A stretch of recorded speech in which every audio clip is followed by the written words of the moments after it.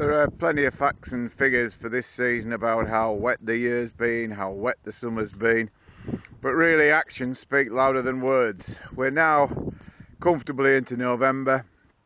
We can see in front of us as I look around a fair mixture of stubbles, ploughed areas, and even shock, a bit drilled in front of us. But the reason I'm stood here is to show the impact that excessive rainfall can have.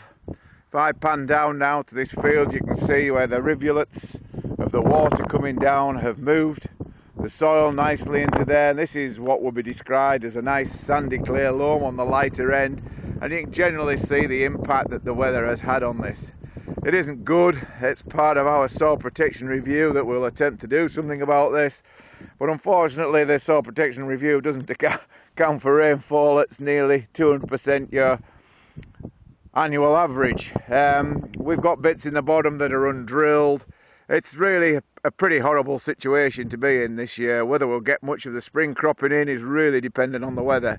I remember 2000 coming through to 2001 famous for the foot and mouth, but also in this part of the world famous for the floods that took place in Malton. So we can't be guaranteed that spring will be kind. We've had 3 or 4 in a row now that have been very good for drilling. So really, we're going to carry on trying to drill as much as we can in the autumn, and you've got to accept that there are risks with this in terms of soil management, but we'll attempt to continue with the winter cereals. We know through to January they're probably still the best bet, particularly on the heavier end of the land.